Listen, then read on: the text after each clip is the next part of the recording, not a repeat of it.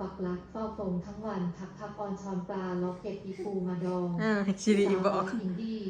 การดู 9.8 หมื่นครั้ง2 สัปดาห์ที่ผ่านมาเข้าไปเบิ่งดูเฮ้ยพี่น้องคลิปนี้เนาะสิพามาจะเบิ่งยามตรงย้อนหลังจ้าอลิสเอาลูกเนี่ยพี่น้องคลิปนี้ฝากทุกคนเข้าไปติดตามเบิ่งคลิปให้สลอยเนี่ยให้มันฮอดแสนเนี่ยพี่น้องเนาะปียังไม่ได้คลิปฮอดแสนจ้าคลิปยามตรงเนาะได้จากมือก็เลย2 สัปดาห์หรือ2 อาทิตย์แม่นบ่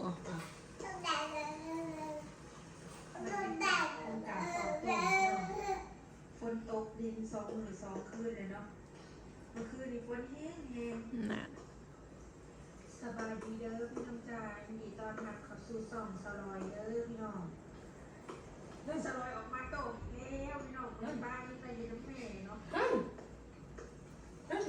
เสียงไทยลูกน้ำบ่ค่อยเป็นวันเดียวเนาะกะที่มานอนบ้านก็น้ำดีขึ้นแม่นอยู่ช่องอีนาง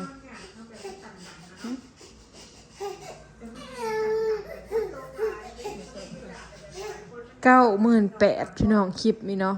เขาไปเบิ่งคลิปให้สลอยเด้อพี่น้องเขาไปเบิ่งคลิปเป็นกำลังใจกดไลค์กดแชร์แล้วก็กดติดตามให้ในเด้ออยากให้มันฮอดแสนเนาะไปแชร์ให้แน่นอนแต่6-7 โมงใส่ยาฆ่าเสือไก่เบิดแล้วอันนี้จะได้เมื่อบ้านแล้วลูกเยี่ยม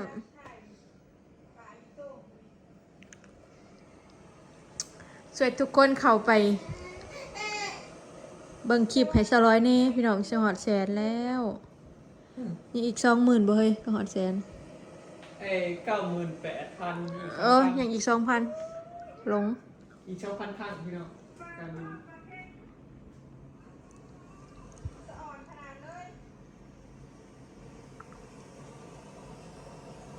คลิปยามตรงได้ยามเธอเดียวนั้นปีนี้ฝนมันบริแตกแกงปีนี้แตกแกง2 รอบแต่ว่า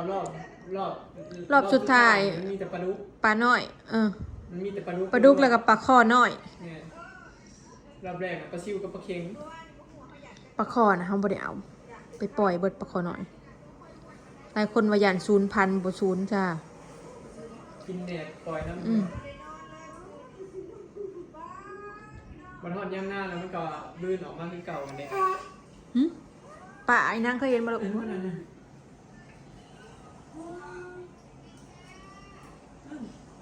เฮ้ยเห็นว่านั่นป้า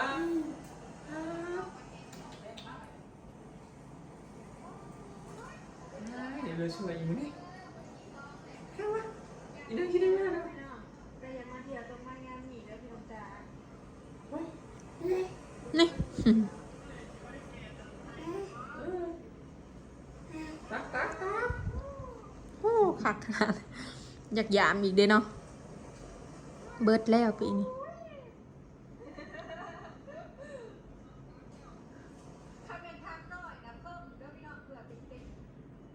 เสียงขึ้นแล้วเนี่ยกระปูที่ดองนะลืมเว้าให้ฟังระดับเสียงล่างร้ายน้ำแต่ว่าเขาบ่ได้สังเกตมันสิมีแม่โตปีงลูกปีงนี่น้อยนะจ๊ะพี่น้ำขางกระปูนี่ยังจังว่ายืดญาติพี่น้องค่อยดองแล้วค่อยก็บ่ได้กินเลยค่อยบ่กล้าซุ่มชินอกเขาตู้เย็นก็มันก็คือสิตายแล้วปีงน้อยจับขางกระปูนะร้ายแฮงปีนี้ยังจังว่ามีแต่ปีงในกระปูนะเนาะแต่ว่าบ่เคยกินดิบเด้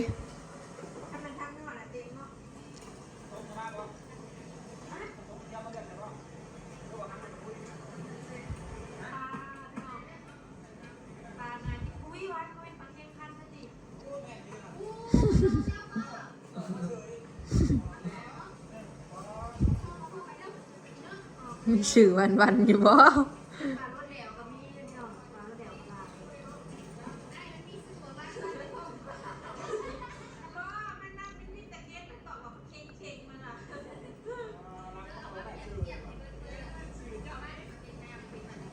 ปากเจ็บปากเข็งนะขี้มันก็เจ็บในขางพัมพื้นเพิ่นนะก็เป็นคมคืออหย่าง พ่อก็ใส่หน่อยหน่อยเจ็บไปก่อน อันนี้ตัวอีหยังเด้ไปหาสวยหนาเปลี่ยนเครื่องอะไรแบบนี้ บอกมัวแล้ว เดี๋ยวบอก ไปสอบก่อนค่ะพี่น้องเลยจะได้ยังมาเดียวทำไมยามนี้เด้อเราจะได้กินปลาทุกตัวเนาะปลาเก็บประมาณเลย บอกหมอหน่อยจ้าเบิดแล้วฝ่ามื้อมันสิเที่ยง พยาบาลครับยาฆ่าเชื้อหมดนะครับ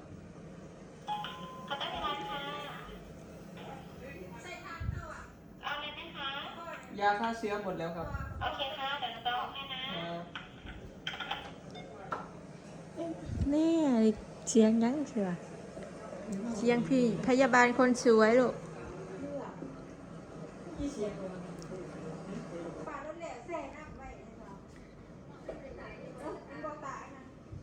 เจ้าขึ้นไปแบบนั้นพยาปีอันนี้เจ้าไป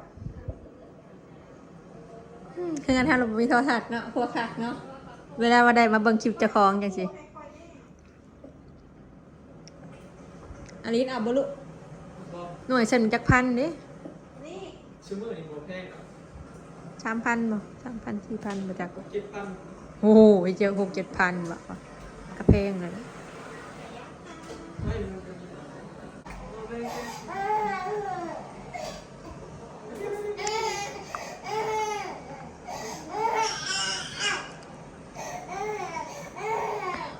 เสียงอลิสให้คอยเบิ่งเมื่อคืนนี่95,000บ่หรือ97,000พี่น้องตื่นมา98,000แล้วเนาะไก่สิฮอดแสนแล้วพี่น้องรุ่นเนาะนี่พยาบาลคนช่วยออกแล้วคือยานบ่นางคือยานไปยืนอยู่เพิ่นไว้มาถ่ายมุมให้มาเปลี่ยนมาอู้ เนี่ย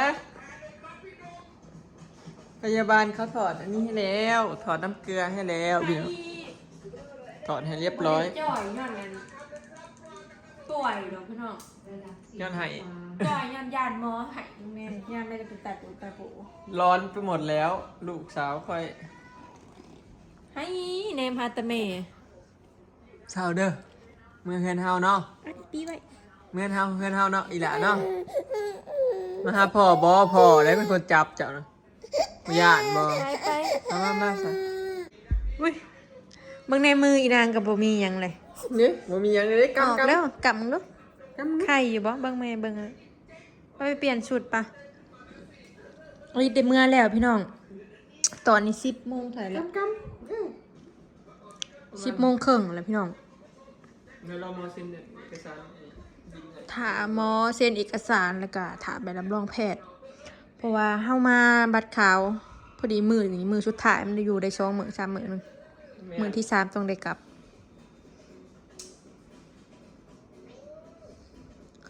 พอดีบุญช่วงเฮือสนุมาน พอดีมันจะ กำลังให้รถเขาเจ้ามาหาพี่น้อง1,200ในรอบมีสิต่อใส่บริการ2เดือนเป็นรถเหมาไปหาเปลี่ยนสุดปะเอา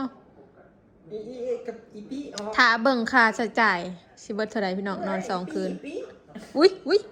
บ่อายบ่ เมื่ออายมาว่า ไปเช้ายังคือบ่อาย เมื่อบ่มาอีกแล้วเพิ่นมุนมัดสุดนี่มุนมัดเสือมันยุ่งๆยำๆปะ อีหยังนี่อีหยังนี่ แม่เตรียมเสือไว้ให้อยู่ไปใส่อยู่เรื่องคือเก่า เที่ยวแล้วกาดยาตกนี่ก่อน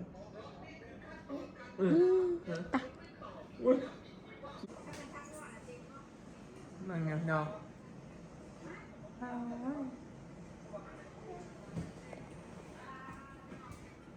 เดี๋ยวปลาเนาะปีนี้เบิร์ดไปเลยเด้อพี่น้องอันยามตรงเผาตรงเนาะปีหน้าพอกันไหม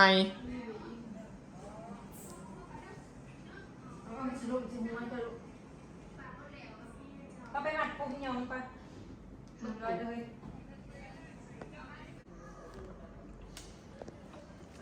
โอ้ยผมก็ได้ จื้อซอยไว้บัดเมื่อน่ะเอิ้นควันนี่ร้อยเขาเจ้าอ่ะ เป็น FC เมนบอกว่าควันลูกมานำเด้อ โอ้ยเห็นมันคือผู้หญิงบ่นี่นะเขาจะว่าเด็กผู้ชายผม เอียงก็เขาจะว่ามึงว่านี่ นึกว่าเด็กผู้ชาย ห้ำเลยแต่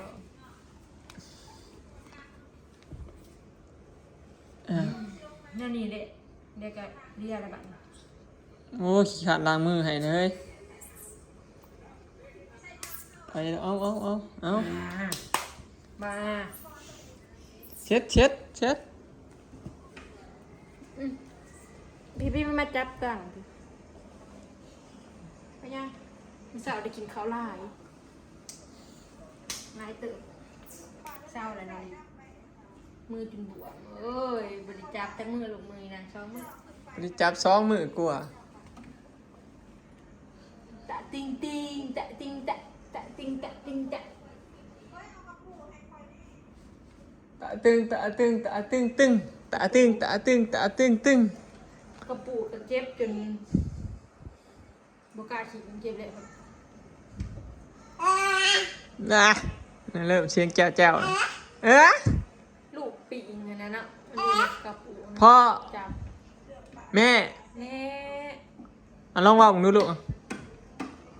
พ่อชื่อแม่ บอกมือสาวบอกบอกคอยว่าคนในเบิ่งพอทันคือเรือมันอยู่ อาการดื้อกลับมาแล้วพี่น้องอลิสหายเต็ม100แล้ว เบิ่งกับโบเป็นยังดอกเพราะเขาไม่ได้เบิ่งคู่มืออันนั้นขั้นบูเบิ่งเป็นโบอยู่เลยมันอยู่ เนี่ยเขาก็เหนื่อยให้ตัวต้นอันนี้แล้วมาหาหมอ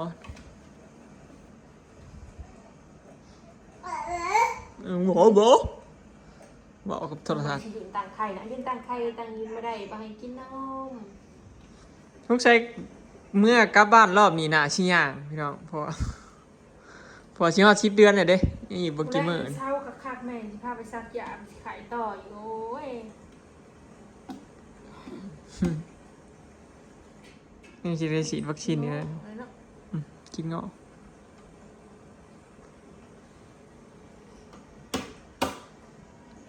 โรงพยาบาลมันจะมีมั้ยซักระบบไข่ซักอยู่อย่าช่วงนะพี่น้องใส่เสื้อตัวเก่าคอยถือสุดมา2 สุด 3 สุด ไปอ๋อ คือส่งมา3 ตัวสุดนอนตัวหนึง ฝึกชิมือหาเกี่ยวเขาวันนี้ อู้ เมื่อค้าเกี่ยวเขา แล้วปลาเลี้ยงก็โทรมา ไปเลี้ยงกันจ๊อบเบิ่งแต่คลิปหลานอย่าหลานออกแล้วบ่ไปกันเลย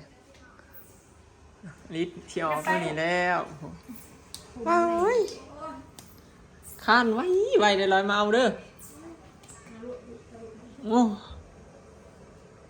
เก็บเสร็จภูมิแม่รุ่นอย่าพลาด ไปไล่ก้นมันฮะไล่ก้นมันไปแล้ว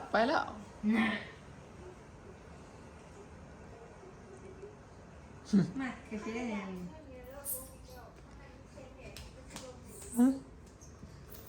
จ้อยเอาไปใส่ทงตีนพะลูก โย่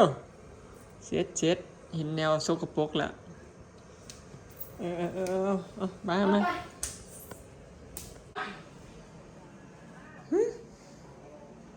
แม่มันเก็บขอบของเรียบร้อยพี่น้อง ปัดเมื่อได้ลายทง บัดเมื่อ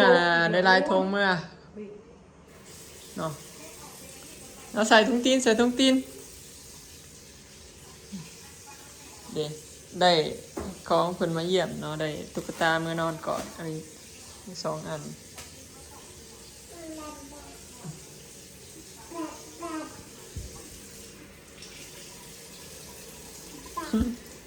แต่เมื่อบ่ไปเมื่อไปหมอ ทางเสน่ห์เว้ย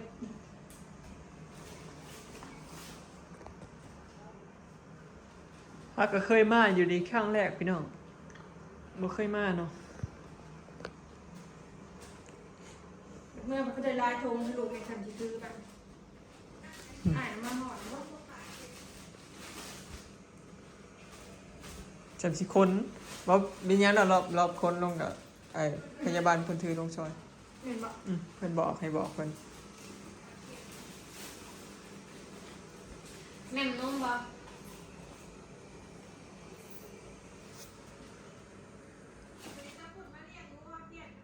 บอดไว้เกิดเข้ามาด้วยอ๋อเบิ่งเด้อเด้อเบิ่งพี่น้องเบิ่งคนดื้อเด้อเบิ่งเอาเด้อคนสิได้ออกแต่โรงพยาบาลนี่เบิ่งเอาเด้อเนี่ยเครียดเลยบัดนี้บ่ได้เล่นเฮ้ยอยู่นี่เลยชะเนาะ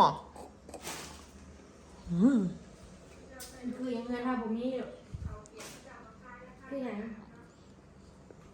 มันคืออย่าง สำหรับใครที่เห็นขายนะพี่น้องใส่รถเกี่ยวกันดีเนาะเพราะว่าเขาก็ต้องได้ชดเนี่ยแต่ก็บ่ได้ กินน้ำปั๊บ มีตั้งแต่เอา สิมือหายายรวยแล้วมียายรวยแล้วบัดนี้มีรวยกระถาอยู่ แต่ว่าบ่เปียกเขาจะเอาเปียกเขาจะที่สุดราคาตา โอ้โอ้โอ้เมียคือกิน แล้วได้แต่บอกคือบริสำหรับคือว่าเกิดสำหรับ สำลักได้ดูอื่นลงบนแห้งเลย เยอะเข็ดนี่นะ ไม่เห็นว่ากินรอบได้สิบไอไหมสมัครกาแขนกูกินยัง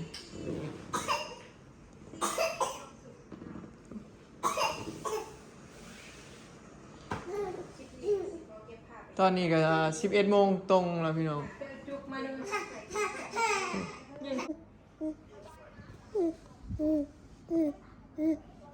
มีหยังนะฮะเริ่มจกเริ่มงัดแต่ได้พี่น้องไม่มีแฮงเลยเอาทุ่งตีนมาใส่ให้ลูกเนี่ยยังบ่มีแฮงปานใดลูกเองยังยากอยู่ใช่ลูกหมักเห็นโปรตีนเจ้าของ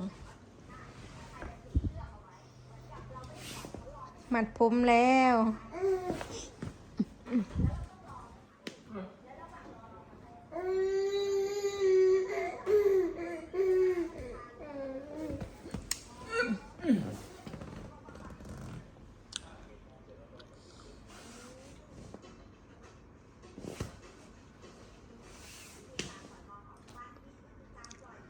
คลิปนี้สิขอเก็บภาพบรรยากาศไว้ซ้ำนี้เด้อพี่น้องอลิซจะเมื่อแล้ว สบายดีลูก สวัสดี พี่น้องอย่าลืมเข้าไปเบิ่งคลิปยามตรงให้ชะลอยเด้อ ฝากเขาไปเบิ่งเลยเด้อพี่น้องเห็นมันหอดแซนเนาะ